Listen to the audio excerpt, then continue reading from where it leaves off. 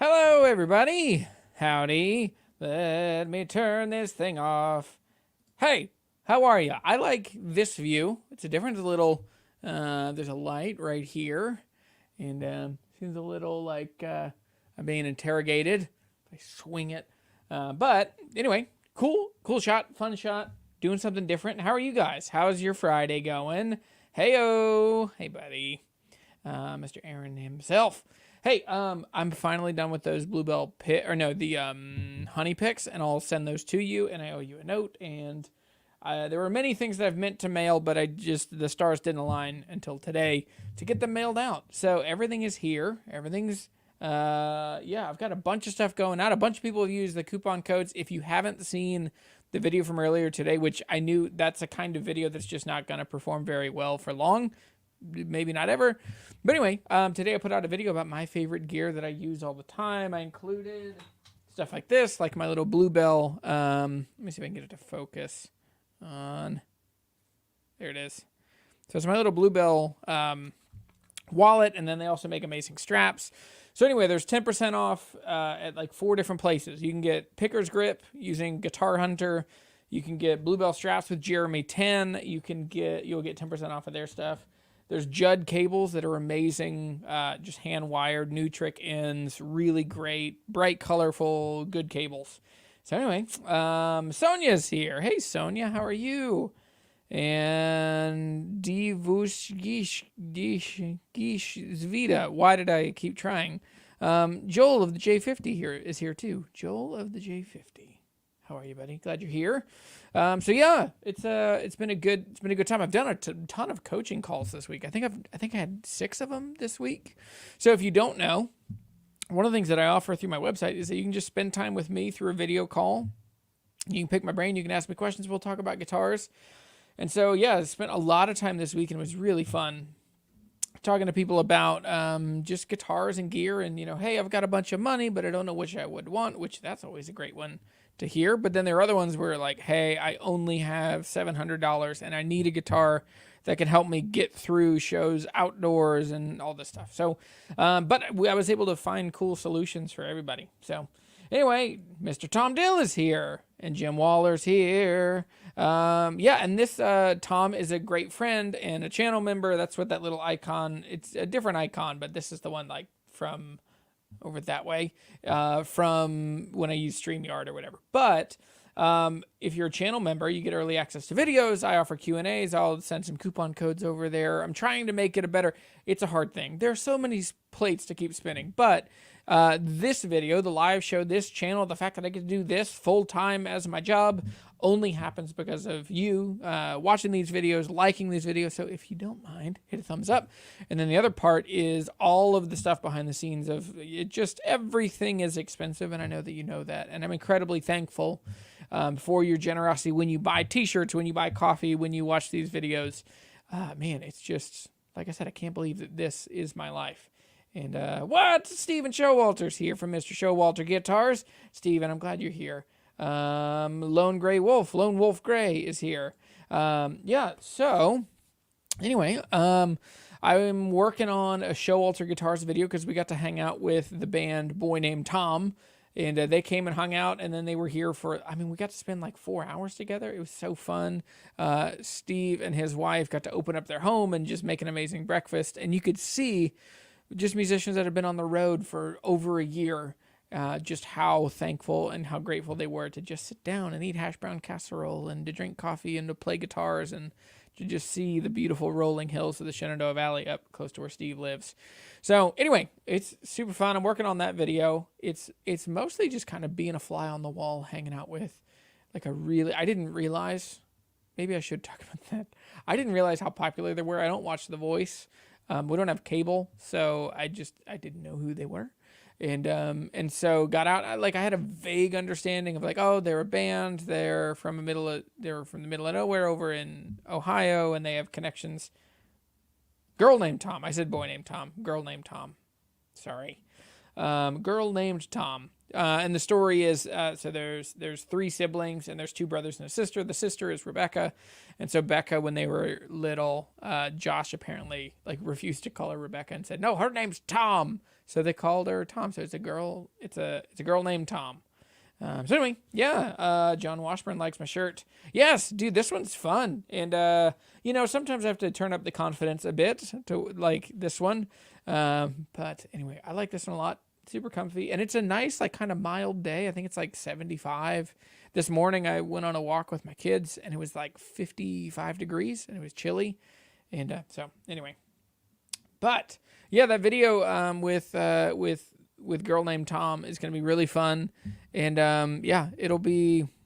it should be out next week. I have a bunch of stuff coming out next week. I've just really been kind of pumping through stuff. I also have, when Daniel came 2 weeks ago, Daniel's not here. He's normally in here. Daniel Nadeem. He's another channel member. He's just become a really good friend and guitar aficionado. So he's the one that I traded for the casino back here. I traded my Nathan Wright, and but anyway, he's on a plane going somewhere today, and he said he wasn't going to make it, but yeah, I have the video of him. He drove down from Philly and picked up his 1914 Gibson L3.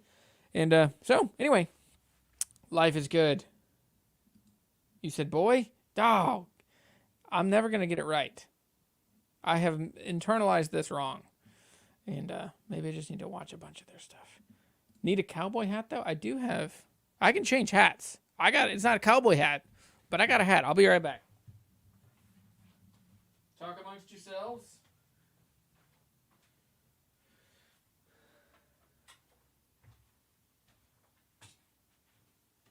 How about this hat, huh? Is this too much? Feels like too much. But got a haircut, so this hat fits differently. But greetings from Holland. Holy cow. And hope the best for you all. Arnold's new vintage. That's awesome. Arnold, I'm glad you're here, man. Yeah, this feels like too much. I'm going to go back to my Wonder Records hat from my friend Elliot. Yeah, Elliot just got a set of, like, a full set. They're like basically Electro Harmonix kind of copies, but he got a full set of Akai. How do you pronounce that? AKAI. And he posted them on his Instagram today, and it's like an old phaser and a chorus and basically a Qtron kind of thing. I need to see if there's... Oh boy, I probably missed it. Elliot is so good at selling his stuff, and he just does like drops on his Instagram that if you wait any moment of time, you will miss stuff. But I've wanted an electric Mistress, but they're so expensive. Ever since that pedal show, and Dan just loves his. But, I mean, they're awesome, so why wouldn't I? But, yeah. You look like one of the Dead South. What's the Dead South? I don't know. I take that as a compliment. All right. Sorry, I'm literally trying to buy some pedals while I'm on here. Elliot. Okay, so here's what they are. Can you see that? Come on. Just trying to focus on my face. Ah. Anyway, okay. They're just big metal box. There is a flanger. Let me text old Elliot. This is what you signed up for, to see me buy guitars and gear. I guess maybe it kind of is. Dearest Elliot, it has been a fortnight since I last asked you for guitar pedals. Hey. Can I snag that flanger? Is it like an electric Mistress? Anyway, it's a band. All right, I'll have to look up the Dead South. Just popped over here from watching TPS right now. That's awesome. Dude, those dudes are amazing. They're so good. I only wish I had more time in my life because I love their stuff, but man, I just can't watch, a 50-minute long video. So I end up just skipping through a lot of stuff. But hey-o! Jose's here. He's been a channel member, he's been a patron, he's been a friend for a long time. Thank you, Jose. He's from the West Coast. So it's always fun, especially for 2 o'clock here is 11 a.m. for you guys out on that other coast. 11 a.m. That's what he says here. Hello, my friend. 90 degrees here at 11 a.m. Hot Southern California.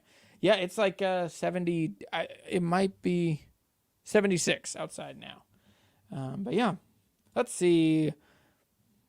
What do you do when it's talking crazy long selling, taking crazy long to sell a guitar that's in good shape, good amount below market price?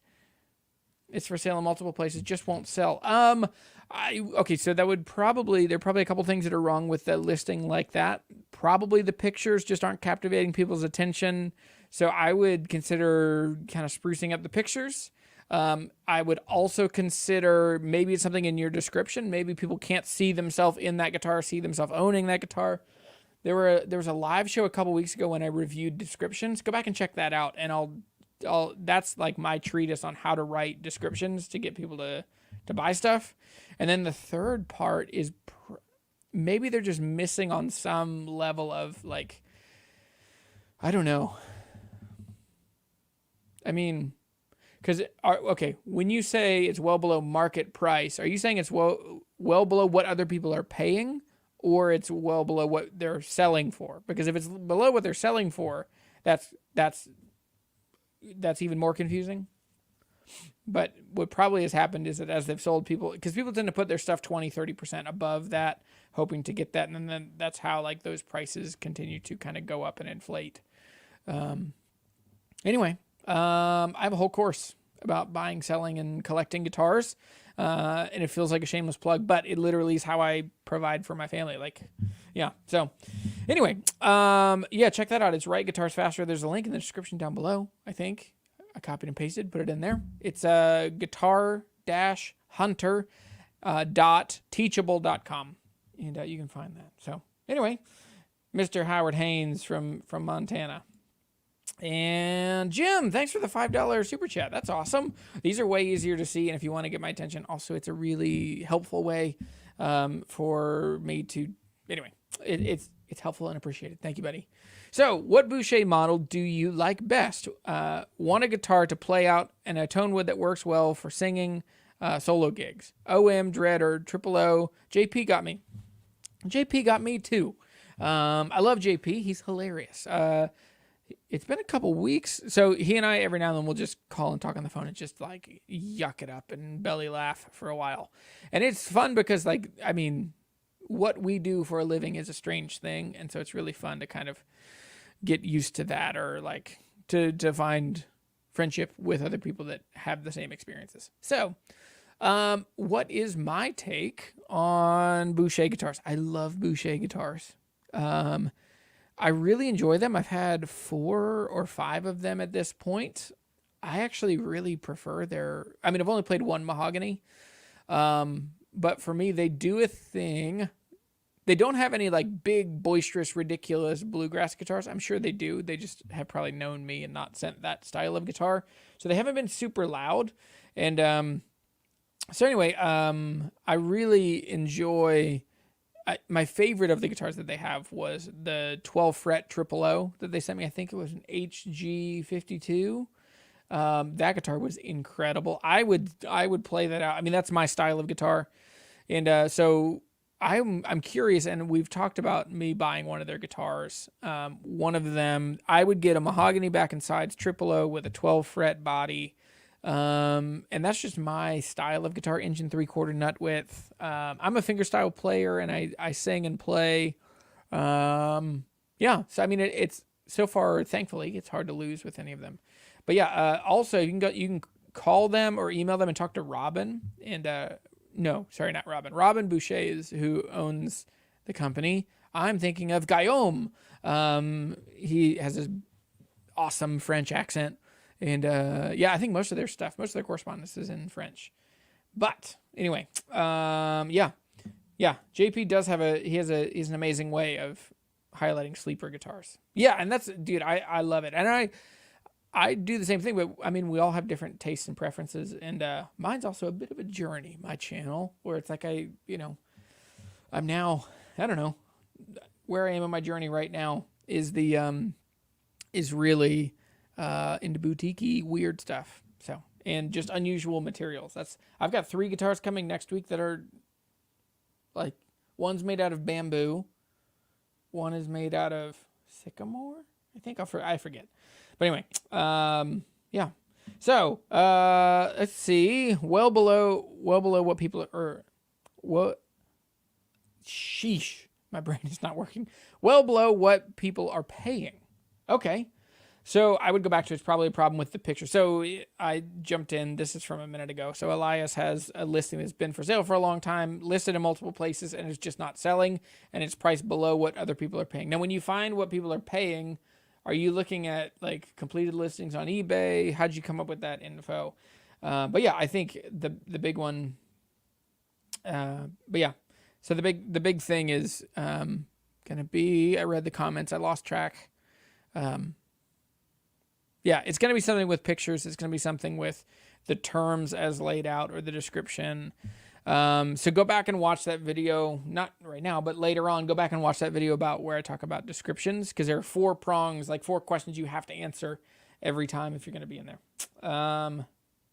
Dave Gallagher is on a break at work. I'll be getting a Gibson J185 EC Modern in Rosewood Burst. Any thoughts on that guitar? I love that shape. I love that size. I had a J185 EC that was maple a couple months ago, and it was so good. It's a beautiful guitar. The sunburst is great. Rosewood is going to be interesting. That'll make that guitar really warm. I mean, almost a perfect guitar. It's a great guitar. Yeah. Jim, that's so kind.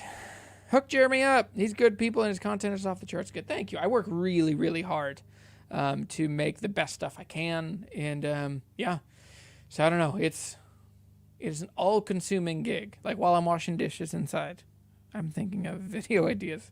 So this is a hard gig to have like boundaries between life and like to have personal life and time. So Arnold says, I'm a guitar hunter in Holland and in time an owner of vintage guitars from Holland, Germany, Belgium. Never had problems selling what buy I keep. Yeah. I didn't normally have that problem, but I'm trying. It's interesting. It's kind of like when you try to get rid of the weeds in your yard by mowing them down, and then they just pop up other ways. So a problem I saw in myself was that I was too motivated by profit. I could double money on guitars, and so I would always sell stuff, and then I had this long list of guitars that I wished I would have kept, or I wish I would have held on to a little longer. And so anyway, so that's where I'm kind of thinking that I tried to keep stuff, but now I'm keeping too much stuff. Like, I'll talk about this more later, but I realized today to be responsible. Like I don't have enough stuff to offset the price, and I can't ask my family to give up so much. So I have to sell that Martin D42, the custom shop. I love that guitar. I just can't keep it. And I can't keep it without getting rid of the Waterloo, getting rid of the Haas and Dalton, or getting rid of other guitars that I like those more. I won't find those again. So anyway, Reverb sold listings. Okay, the problem with Reverb is it is the most expensive place to buy stuff. Also keep in mind that people are giving away 10 to 12% of that is going to Reverb. So your price is going to have to be at least competitive with what they're actually bringing home. So anyway. Any thoughts on guitar string trends? This is a really good one. This is a good kind of launch into some of what I prepared. So, guitar string trends. When I think back over guitar strings, when I started playing guitar in the very late 90s, basically like the fall of 99, I started playing guitar. And by January, I was like really into it. So in the year 2000, the guitar strings that I was really, that were around me were, I'll answer acoustic and electric. So for acoustic guitar, it was Diodarios, the EJ16, EJ17. Those have been around forever. And then I forget the part numbers for the 8020. We got those, and then elixirs had just kind of come out within the last couple of years, and so elixirs and coated acoustic strings were just starting to show up, and those were all the coated strings, but they were heavy coating, and then you had the DR strings that were like the coated crazy colors. Those so gimmicky on those. So anyway, and then for acoustic guitar or for electric guitars, it was Ernie Ball, Diodario, some of the Fender strings. Those are the big ones that you would see. On the other side, maybe Dean Markley. Didn't see many of those, at least in the shops in my hometown. And then John Pierce were always really good. And those are definitely kind of coming back. There weren't nickel bronze. There weren't any of the older, like the String Joy Broadways. There wasn't this idea of like make strings like they used to make strings. And so anyway, so moving forward, the current trends in guitar are either, do you want new strings that sound like, do you want new strings that fix the problems of old strings, which are, they're coated, they're, the tension is different, they're balanced tension, they are, whatever new voodoo sauce, whatever kind of stuff is on them. Or the newer trend to me is, well, do you want Manel, or do you want nickel bronze, or do you want, pure nickel strings that are made like the original strings? Do you want round core strings? And so the thing with round core strings, and String Joy does a really good job talking about this, but round core strings are great because they sound like old records and stuff. But when you have a round core, and then you have the string wrapped around it, all of those years of speech in elementary school. So when you have the round core wound around, that is a hard 2 sentences. Round core wound around a hex core. It has all these facets for it to grab onto, but when it's around a round core, it can like pop, it can like lose, there's no facets to hold it on. So if you just cut the string, you will, you can kill the string. So anyway, all of that to say, there's this new trend of new guitar strings that are made like old strings. That's more interesting to me and exciting. I love the nickel bronze, I love the Manel, but then there are like certainly gimmicks, and I think this is the last of the guitar trends that I'm thinking. What are the titanium strings from Martin that are $50 a set? Like complete gimmick. I will never try them. That's just nonsense for me to pay 5 times the price, or 3 times the price of the most expensive strings that I would feel comfortable buying. So that's definitely kind of the bigger ones. And then, in the electric guitar world, the Broadways. Then you have like the Paradigm strings, or you have certain strings that are just totally new and they're totally rethinking how guitar strings are. I like that guitar strings and some of the accessories, like think about a tube company couldn't do what string companies are doing now. A tube company couldn't say, we are refining the technology of tubes so to fix the problems of, tubes breaking and tubes going, hot plating and tubes. Like it just doesn't work because tubes are stuck. They have to be the way that they were. And it's don't ever change. Like, people are paying more and more money to keep them the same. And so anyway. All right. That was a long one.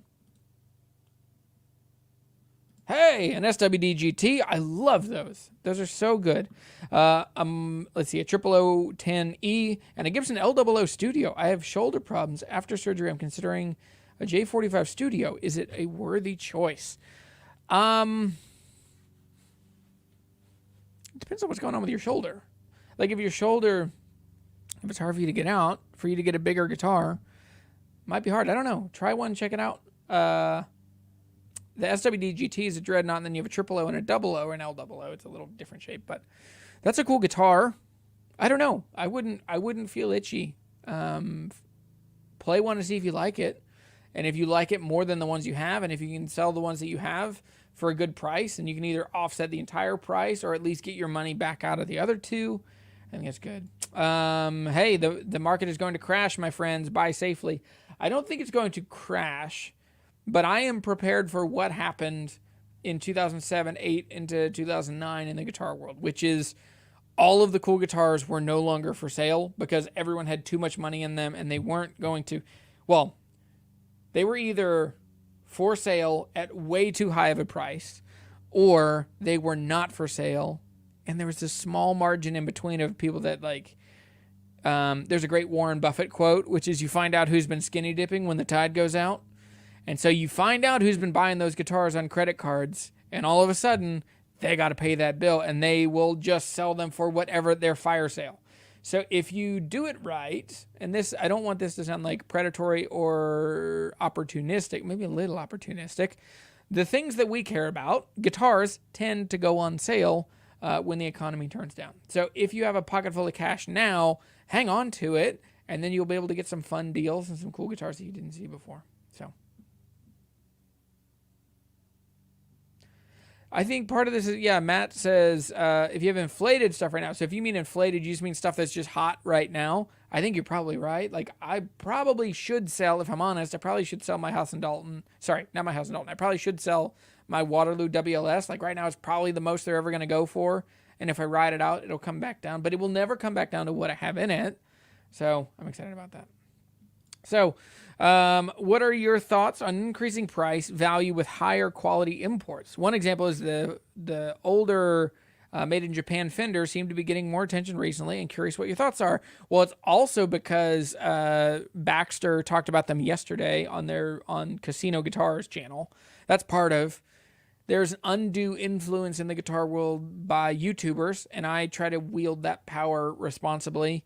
I've been a big fan of Japanese-made, like my Pink Paisley Telly. I think it's an amazing guitar. It's better than anything Fender was making in the 80s, and I got that guitar.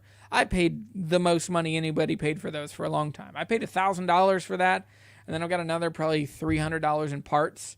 But it's my favorite Telecaster. And, I mean, it's followed very closely by my new Rich Allen Blackguard. But I think that, and then we're going to get into it. So I think this is a good place for us to kind of jump in. Let me run through some questions just real fast.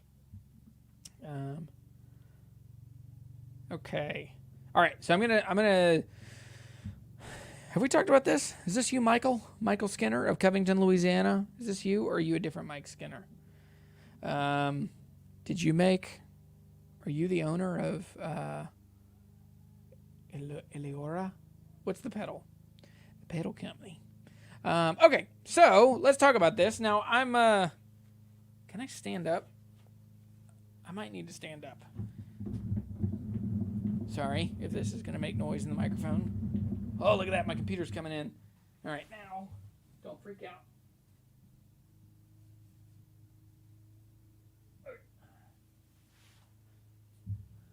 Okay, hang on. I didn't plan this. I just have to stand up. All right, that's as high as I can get the light.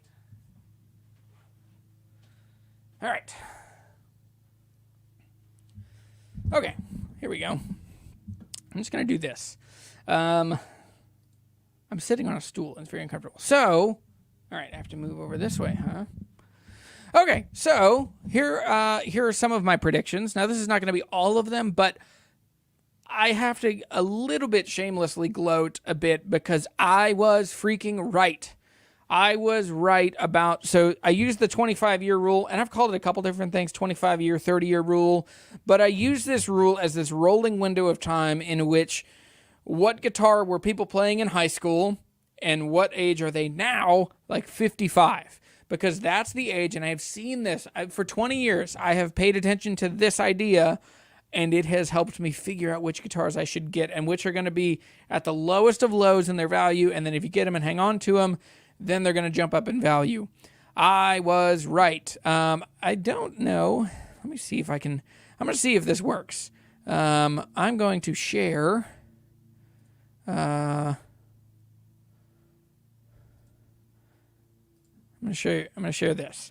So this is me, and I don't know how the audio is going to work in this. Look at that beard, though. This is me in Covington, Louisiana. This is right before we kind of closed stuff up and I moved to Harrisonburg. Rule is what guitars were popular, what guitars were on MTV or in music videos 30 years ago.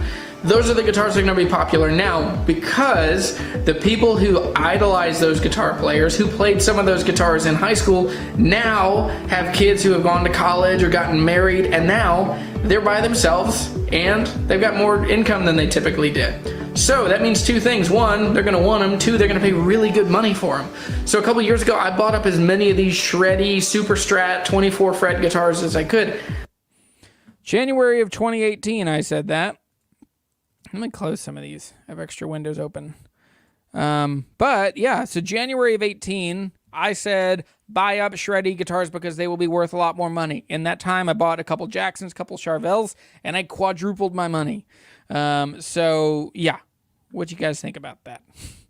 How do I stop? Remove. Okay, there we go. Yeah, so the 25-year rule. So tell me what guitars you think are like 25 years back.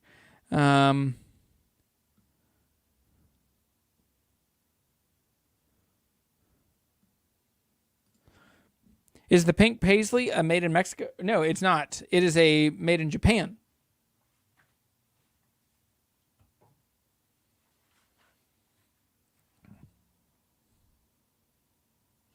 You won't be able to see it, but right here, that text right there says made in Japan. This one is September of 86 is the neck, is the pencil mark on the inside of the neck. And then since then, I've replaced it. The weakest part on most of these is the quality of the pickups and the electronics. So I have put a Seymour Duncan Antiquity bridge and neck pickup. I have changed it all to CTS pots. I'm thinking this whole control plate is different because the Japanese ones are metric. And so this one, I didn't want to modify the original one. So this is one that I had, but I think because let me grab this Blackguard.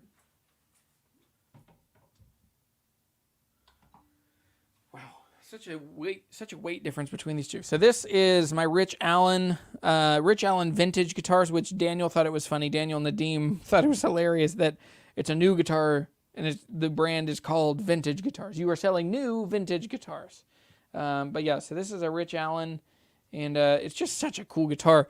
But I like the hardware on this. It has these big, gnarly knobs, and they're just so like perfect for like kind of grabbing and rolling. I also like the control plate switch. So anyway, these are Callum. I don't know, but I think I'm going to change out my control plate on the Paisley to be more like this.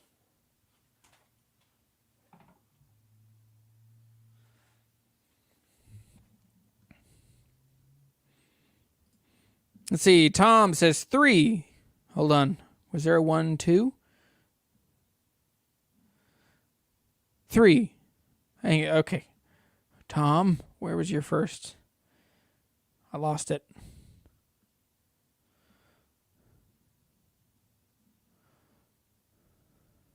But, okay.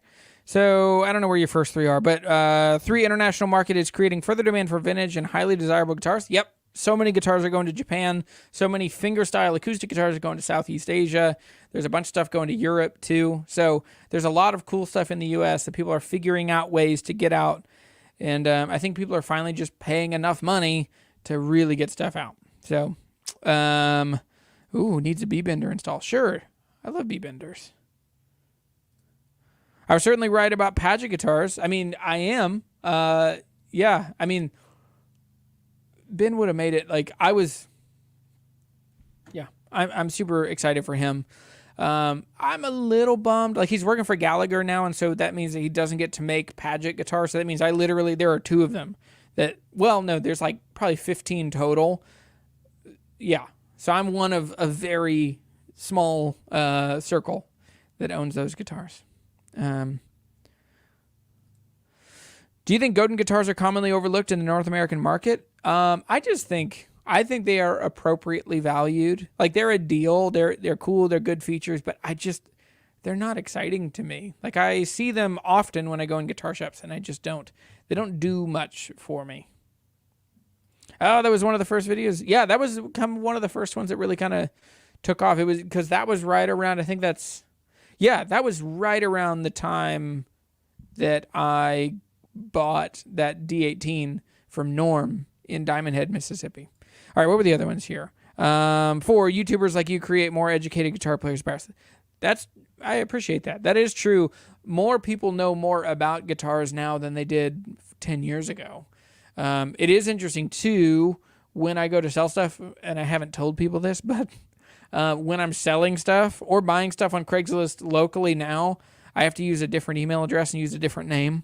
Because if people find out that it's Jeremy and then they see that, like if I text them from my personal number, which sometimes I do as I'm just cruising the internet, people see it and they're like, oh, you have a New Orleans phone number and you're Jeremy. You must be Jeremy the Guitar Hunter. And then no deals for Jeremy the Guitar Hunter. It's like a pre-war. I hate it, honestly, no matter how good the guitars are. Okay. Yeah. Selling vintage is like selling new pre-war guitars. Yeah, I mean, there literally is the brand called pre-war guitars. Ben should buy into Padgett guitars. It could be his... Yeah, I think that's a good idea. I think, yeah, that's not a bad idea. I'll mention that. Do I have a D18 for sale? I do not. I am toying. Okay, I put my Haas & Dalton TDM on my website today for sale, and I literally in the description say, don't buy this. I don't want to sell it. I should sell another guitar, but I'm going to sell both the guitars, and whichever one sells first, that tells me whether I either get to keep one or keep the other, or, whatever. So, anyway, so, coming back to it, so, let's just remember I was right. And I don't usually take a victory lap. I don't usually brag about being right, but this one is kind of shocking because when you look at the prices of all of these guitars, that like all of these, man, have shot up in value. These are all 80s. I think these are all Jacksons. All of them are $2,500 or $3,000. Even the boring ones, even the like the black with the black pick guard. But then there's also the crazy colors and the neon, and that is just, I mean, I saw that one coming from a mile off because I knew people loved that style of just like over the top, like crazy guitars. And also like, I mean, Floyds are a huge pain in the ass to work with, like Floyd Roses and locking trims and Kahlers and all that.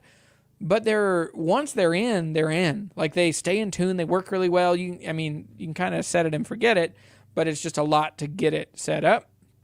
So anyway. So the next thing that I think is going to happen, so here are a couple of predictions that I have. One of my prediction is that we are headed for an alt revival. I think if you look at that 25 years, so 25 years ago was 1997. So you start looking at what guitars were popular in 1997, and it's crazy. I almost want to pull it up. I looked up like what was the top 100 songs, what was the Billboard top 100 in 1997. It was like... let's look it up. It's worth looking up.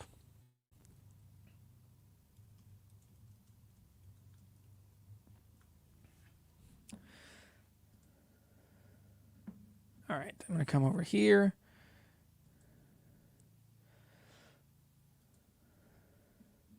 Sorry, I've got too many tabs open.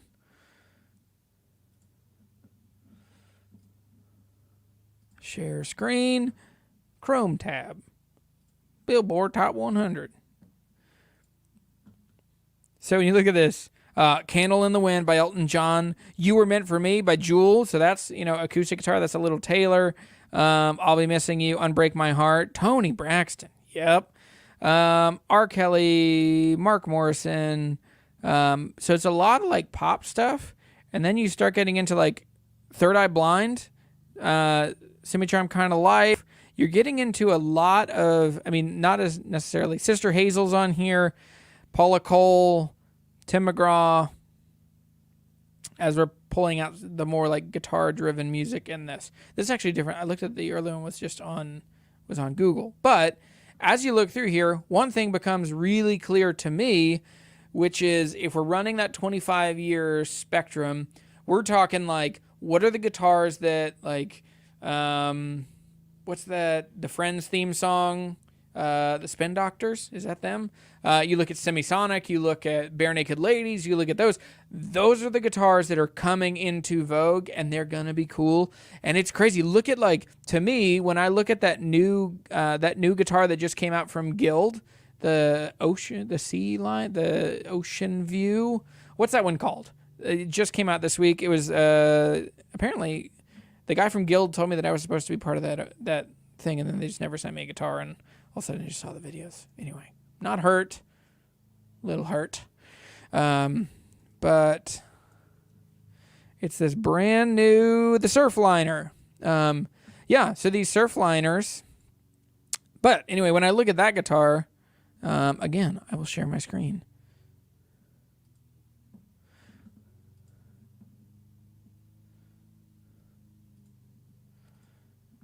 Yeah, so when I look at this guitar, I just think like this thing is straight late 90s vibes. Why is the picture so small? What is happening? They're so small.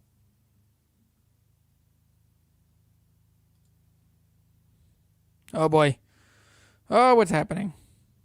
Okay. Anyway, doesn't matter.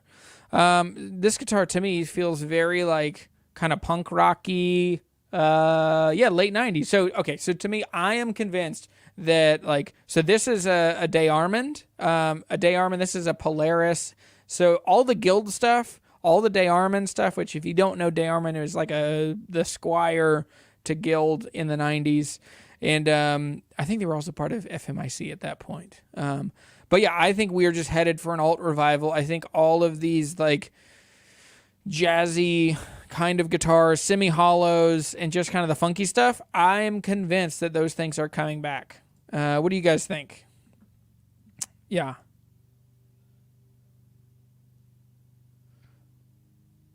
Yep, that's a good one. A 90s Martin DR. Those are definitely, I didn't put them in this list, but I guarantee those are other guitars that people are going to be selling because those are totally overlooked. They're so good and they're so affordable.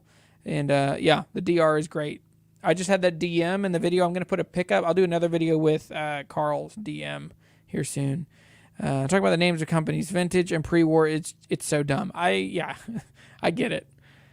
It doesn't like Rich Allen vintage guitars doesn't get me as much as like pre-war guitars is funny and confusing. Probably not any real innovation happening there. But is Fretboss your choice for repairs in the Valley? My son neglected his D500R. Oh, I'm sorry. Yeah, dude, he's the best. Danny is the best that I know of.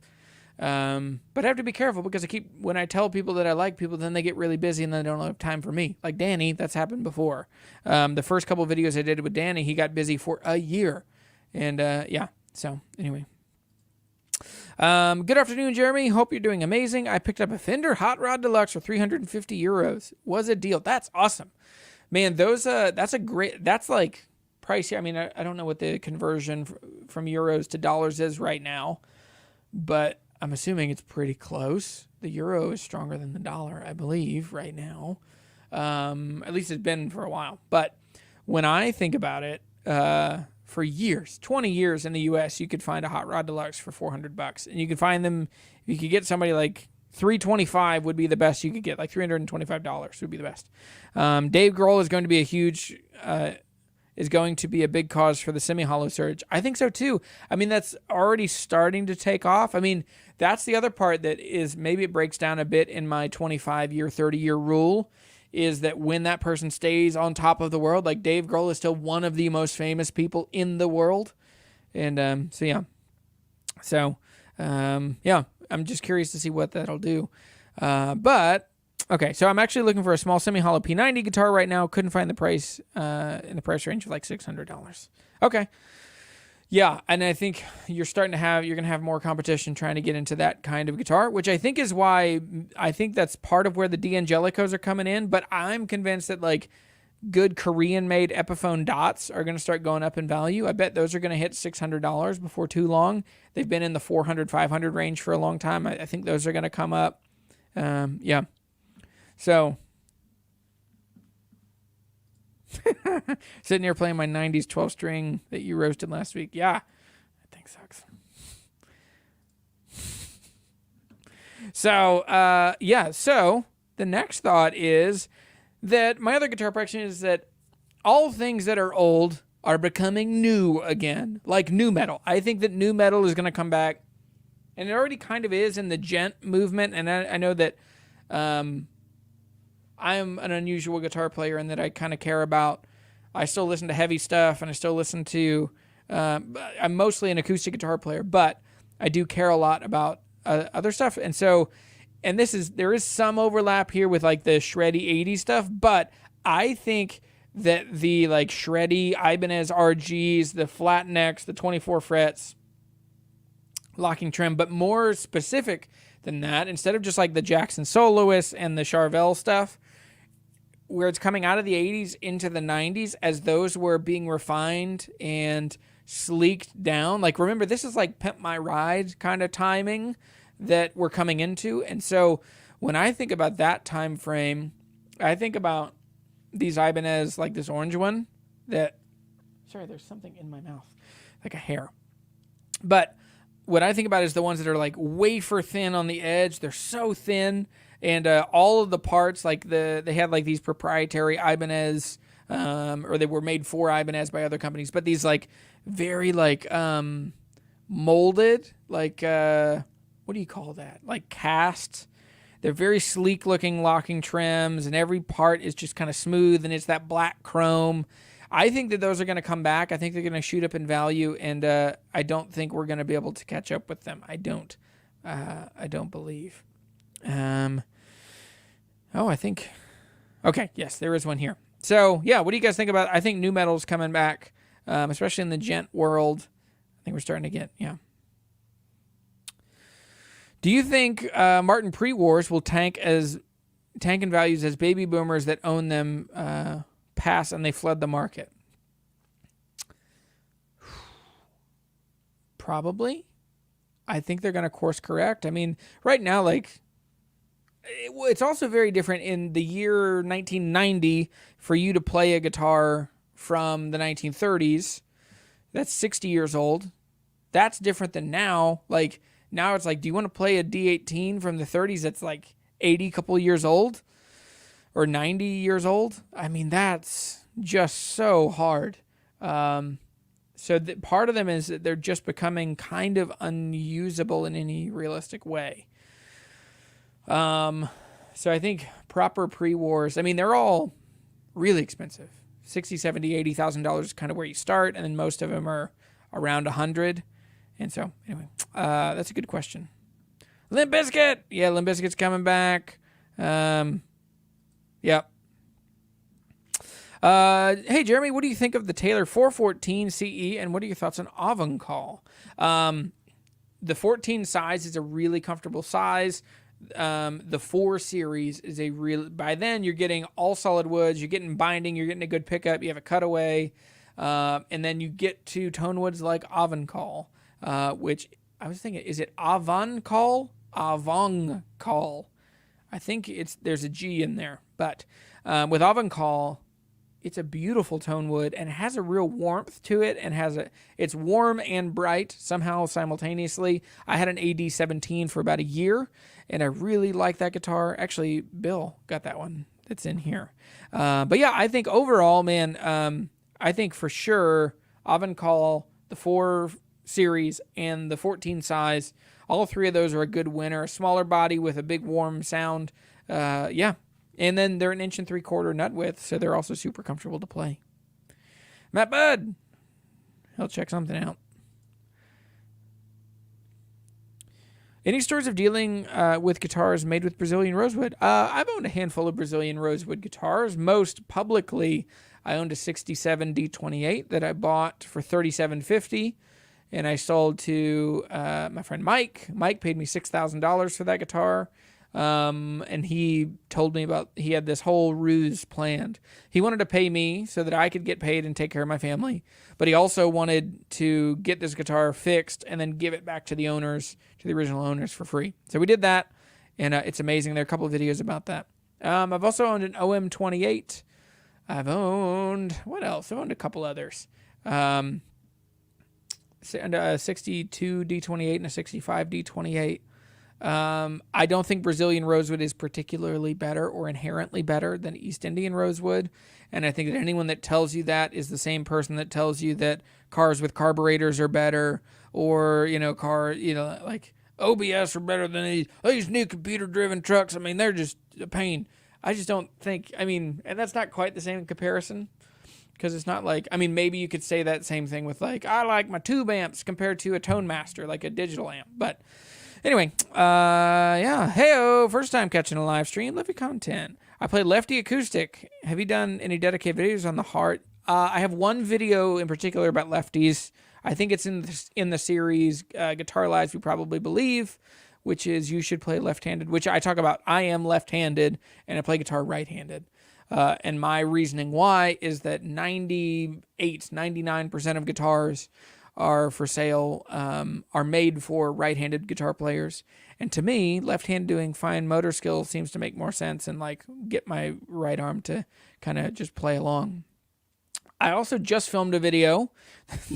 This is a story I haven't told other than this video, I don't think, which I had a guy threaten to stab me, and he showed me a knife. Because I sold him a left-handed guitar and a left-handed bass. So that video will come out next week. You got to watch it. So, yeah, lefties get angry. What do you think of Faith guitars? How do you find one? I don't know about. I've never played one. Isn't that what Mike Dawes plays? Doesn't he play Faith? What?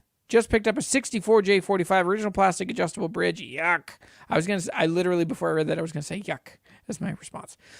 Take it to a good luthier, get a wood bridge put on there, a wood set saddle, and that guitar will sound so much better. That's a great guitar. Is yours? It's probably a pencil neck if it's a 64.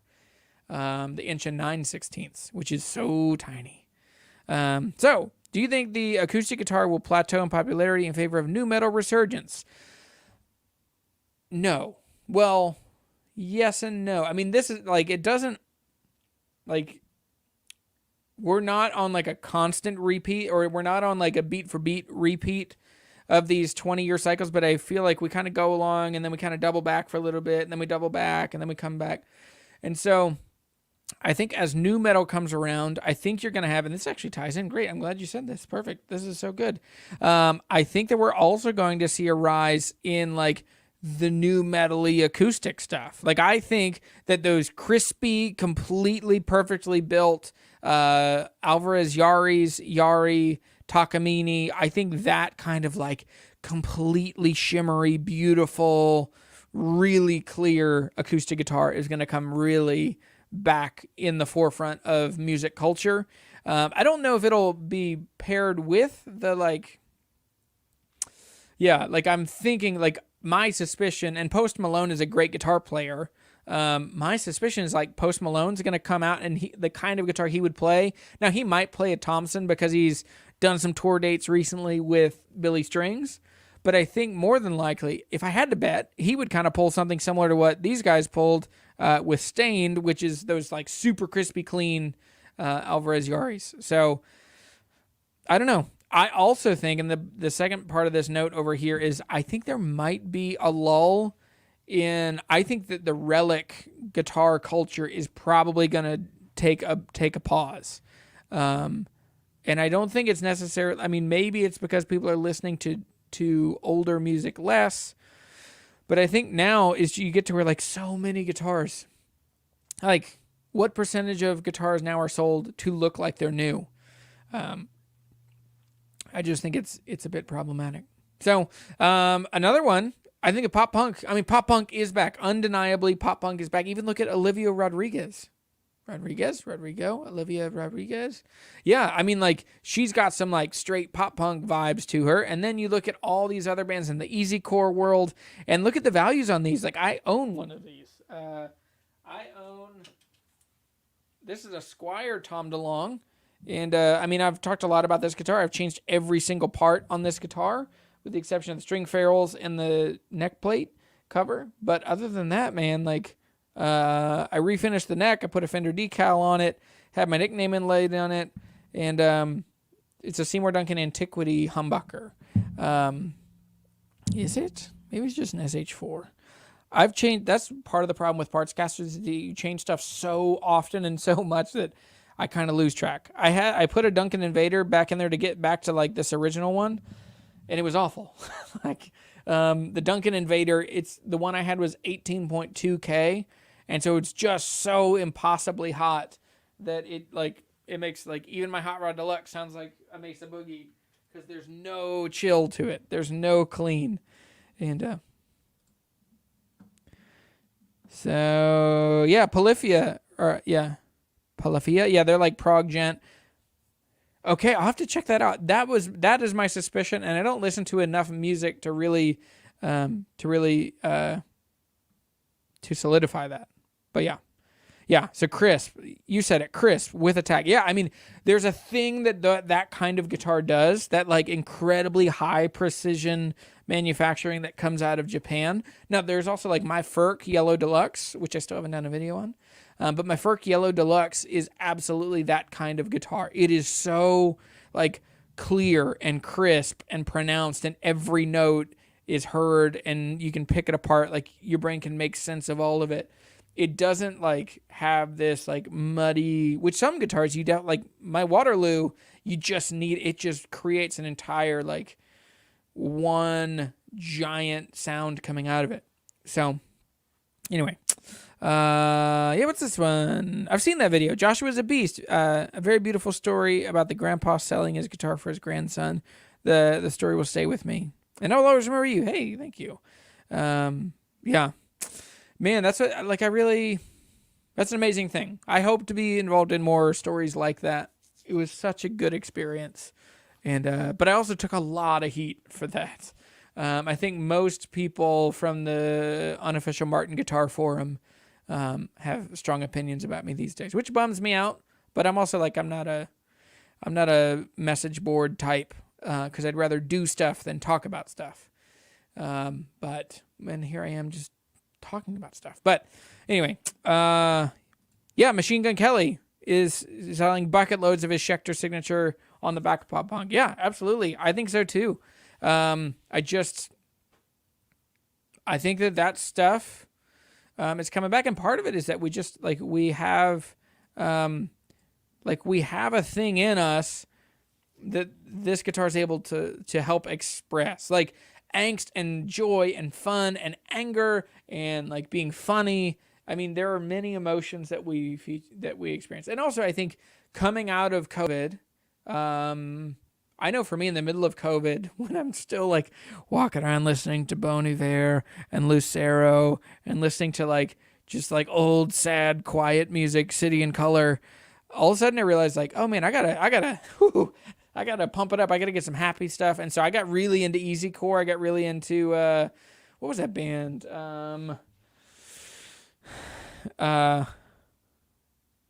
What is it? Captain Chunk? I have to look at my Spotify. But it's like Mayday Parade, all those kind of pop punk. And if you took pop punk and then brought it into the 21st century and really kind of put it into hardcore, but still in major keys with some breakdowns. Yeah. Rasmus is here. Hey, buddy. Yes, yeah. But let me see what my other notes are. What is this one? Oh, the big sell-off. This is kind of one of my last predictions. Now, I didn't get to totally finish these thoughts for this video because I've just been so busy this whole week. And so, anyway, I think that part of what's going to happen is we've had 16 million people pick up guitar in the last 2 years. And now, as we're getting to a place where pretty much everybody's almost, if you're not back to normal by now, it's going to be a while. But I think pretty much everybody's back to normal in the world. You're going back to restaurants, you're going out to see music, and I think we're kind of back. And so with that, I think some people are just I think some people who picked up the hobby of guitar during COVID, either you're really in it and you love it and it's now part of you as you come out. But I think for some people, they're going to say okay, I'm back, and I'm going to take my time back to being with friends and all that. So I do think that there's probably going to be a bunch of beginner and intermediate guitars that flood the market, disconnected to the recession. By the end of this month, we will officially be in a recession. Now, keep in mind, a recession does not mean that the world is ending. It doesn't mean that your money is inherently worth less than it was.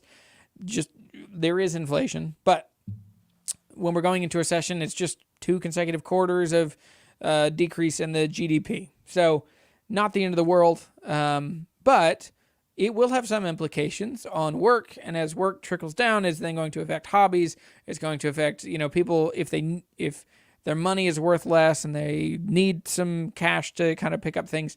So I do believe that a lot of guitars will come up for sale. I haven't seen it. I mean, even locally, as I look at my Craigslist, there's not as much stuff coming up and about. And I'm still really surprised at how much impossibly old stuff is still being found. Pre-war Martins, old Gibsons. A friend of mine just found a 38 J35 recently, and he just found it on his local Craigslist. And so anyway, but yeah, I think that's probably the big thing coming for us is a lot of those intermediate guitars. And it's also, there's a good sign of it. I think a lot of those are going to come up for sale because a lot of those guitar players are moving up into the American Strats, and they're moving into Gibson J45s and D18s. I think that it's good. I don't think we're going to lose even the majority of that 16 million. I think we've gained 8 or 10 million new guitar players. And so I think it's a good thing. I'm optimistic, but I also, I've been accused of being quite optimistic. Jeremy, hey buddy, how are you? Glad you're here. Yeah. So Patty Paystub says, I'm a heavy-handed strummer with some fingerstyle. Should I have gone with a D28 instead of an HD28 with the scallop bracing, make my strumming sound distorted, or is that a myth? There are many opinions and very few rules in guitar playing. So if you like the sound of your guitar, I wouldn't worry about it. I've not experienced the HD28 getting muddy in strumming to be true. Like, that is an iconic bluegrass guitar, which there's as much lead playing as there is in bluegrass. There's also just as much like, so there's a lot of stuff that you can still do. I don't know. I wouldn't worry about it. And there are also things to do if your guitar does sound muddy. You can play heavier strings. You could learn to, you could back off your right hand a bit. You could use a different pick. There are a lot of things you could do. But yeah, I wouldn't worry too much. Prediction with the letters. What did I say? I'm sure I misspelled something. Oh yeah, predictions. Yeah. Whoops. I got it right up here, right? Yeah, I got it right in the other ones. I just didn't get it. I suspected I was gonna. Yeah. 3 consecutive quarters. Yeah. Is it 3 or is it 2? You're going into a third. Just as far as, my economics. So my dad taught economics when I was a kid. So I've heard it all. Went with the D28 E Modern Deluxe. Absolutely love it. Use a blue chip. Dude, that's awesome. That's a great guitar. Oh, okay. Got it. That's what you went with. Okay. And he was talking about an HD28. Jeremy, that's an amazing guitar. And I've got your custom shop D42, which I was just talking about. I'm trying to find a way to keep it. I'm trying. Anyway. So, maybe an entry-level U.S. Instruments will be the next big thing as players. Yeah, I think that's a really good insight, Matt. Yeah, if I was looking at like Mexican Strats or Tellys, I mean, all of those have come up in value. Forever they were $400, and now they're $550, $600. And that's the right amount of money. That's a guitar that you could live the rest of your life with. But I think for all the players that came in at a Squier Affinity or a classic vibe, I think for them moving up to a Mexican-made Strat, Telly, whatever, I think for acoustic guitar players that came in buying a middle-of-the-road Alvarez or Yamaha or anything like that, I think they're moving into other stuff.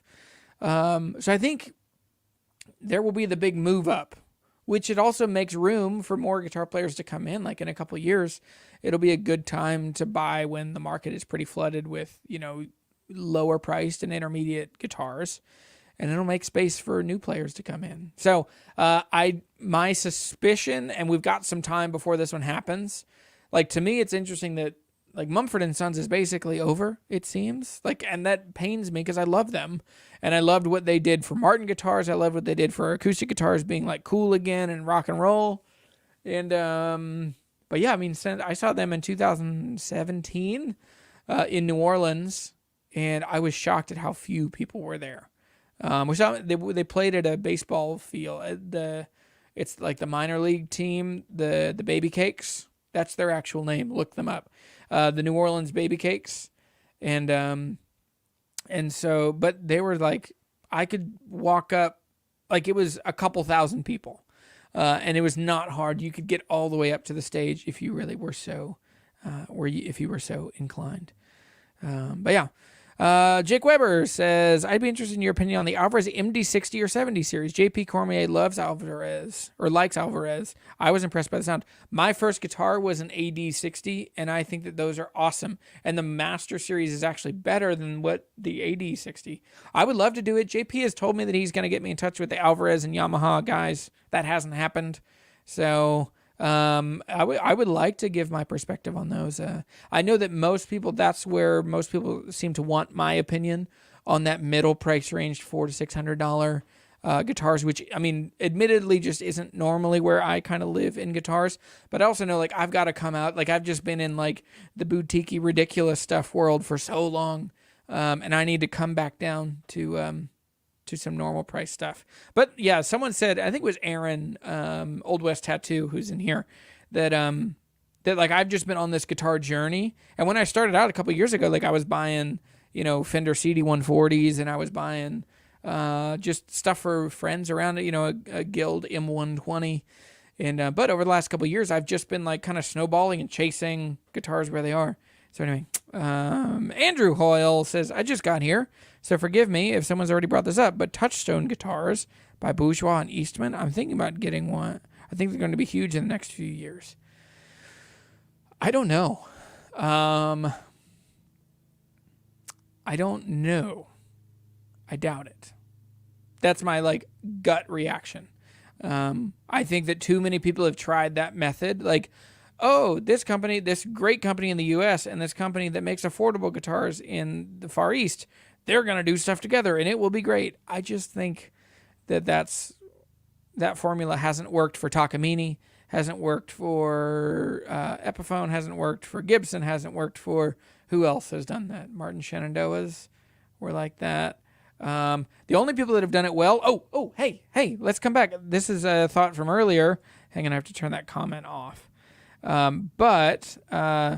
So when I was talking about these two guitars, let's talk about this guitar in particular. So with this one, I think we're headed for an alt revival, and one of the new brands that continues to convince me of this is Reverend. Like Reverend is pumping out guitars that to me, aesthetically and vibe and tone wise, just fit in the late 90s, early 2000s. Between like the like ska, alternative, some punk rock, some Smashing Pumpkins, like super fuzzy stuff. I mean, I think that they have that moment, and so that's why I think that those are going to come up. So I think that Reverend guitars are going to shoot up in value. They've also done a great job as far as having guitars built, in Asia, and then they're brought here, they're assembled, whether they're assembled in Michigan or something. But anyway, those are all my thoughts for this. My throat hurts because I've been talking so loud for so long. Yes, better start learning. Yeah, better. So I better start learning some real big fish. Yes. You should. C sharp minor, A, E, B.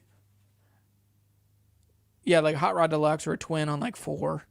And just so good. Guys, I'm ready for fourth wave ska.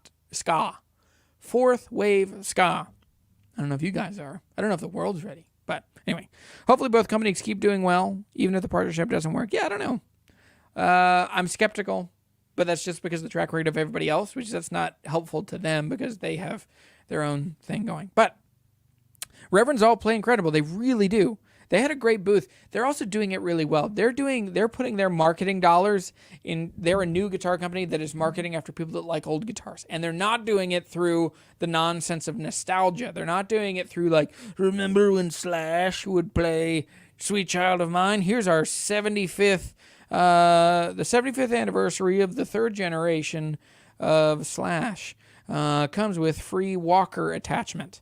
So they're doing it in a way that they are getting, they get to kind of rethink, like, hey, what if this guitar, I like that they're making new guitars, they're innovating new guitars that would give you those older tones in a better way. I think like Billy Corgan's artist model with Reverend, I think that was a genius move. I think it's a great guitar, and I think that they are kind of pointing us to the next wave as we come into the late 90s, early 2000s is going to be pop punk, new metal, alt rock. There will also be some acoustic guitars for sure. Like Martin never seems to kind of wane, but it seems like the general trend in acoustic guitars is smaller bodies and longer scale lengths. So smaller guitars that feel like a dreadnought or have that string tension of a dreadnought. So anyway, I gotta go. This has been a great live show. Thank you, everybody. A couple things that you can do if you would please hit the thumbs up. Make sure you're subscribed if you're not. I looked at my analytics recently and like, yes, I have like almost 6 million views on my channel, but I think 97% of those views came from people that aren't actually subscribed. So if you're here, you're probably subscribed, but if you're not, do it. It's free. It's super helpful. Another thing that would be really awesome is hit a thumbs up on this video. And if you have a couple bucks a month, if that would help you, if you have room in your life to throw a couple bucks to me being a channel member or a patron, That is so helpful to me. And I want to do this for as long as I can as my full-time gig. And we're right on the button. Yeah, true story. It's my birthday next week. And my wife and I said, hey, we'll give this until 35. I get 2 years to do full-time on YouTube. And we're so close to making enough for this to be. But with a wife and 3 kids and a mortgage, it's a lot. So anyway, anything you can do to help is super helpful. I have a bunch of stuff for sale on the website. I think there's some of the stuff over here. But yes, I have some guitars for sale. Oh, that's not helpful. It's just on my face. So I have, oh, look at this. Like I planned it. I didn't plan it. But I have a Schoenberg OM. Not many people can buy this. This is a guitar that it doesn't belong to me. It's a guitar that I'm selling on consignment for a partnership that I've launched with Good Acoustics, which is Guitar Bench Magazine, Terrence Tran. He's amazing and buys incredible guitars. Also have a House Vintage OM at $2,500, but I will take less than that. I just need to move that guitar. So let's make a deal. If you want a hand-built, amazing, really well-worn OM, long scale length, wide nut width, just really comfortable guitar, has a K&K Pure Mini. I also have a Guild M20 that I just put on the website today. I'm asking $1,200 for that. That one's already sold. I have a Ferk Red Deluxe that is a beautiful guitar that has a beautifully, like a seriously damaged lower bout that was beautifully repaired. And I'll send you some pictures. I have a 68 Deluxe Reverb that will be back from getting new tubes, new caps. Sorry, not new tubes. New caps and a 3-prong power cord. Should be back next week. And then I have a 72 P-Bass. I have a Lawton Audio 357 large diaphragm condenser if you want that. I also have a Martin N20 from 1970. I'm going to be selling this Fender Special Run. Hang on, let me turn this off. I'm going to be selling this if anybody wants a beautiful sparkly guitar. This is 2011. Yeah, this is a 2011, so it's 10 years old, but it is like minty new. This is 72. No, it's not a thin line. But anyway, it's a Tele Deluxe. And so wide range humbuckers, 2 volumes, 2 tones. In a perfect world, I'd like to keep it, but I need to make some money for my family. So anyway, yeah, that's all I got. So check all that stuff out if you're interested. JeremyTheGuitarHunter.com/shop. Links in the description down below. Also, there's all those coupon codes. There's 10% off Bluebell, Honey Picks, Judd cables, and Picker's Grip. All those links in the description. They're not in this video, but they're in the video that went out earlier today, the Treat Yourself. Also, I think I still have 3 spots. Maybe if you donate $10 to a nonprofit, send me a copy of your receipt. I'll send you... I've got a bunch of cables from Judd Cables. I've also got I got other stuff. I'll find something and I'll send it to you.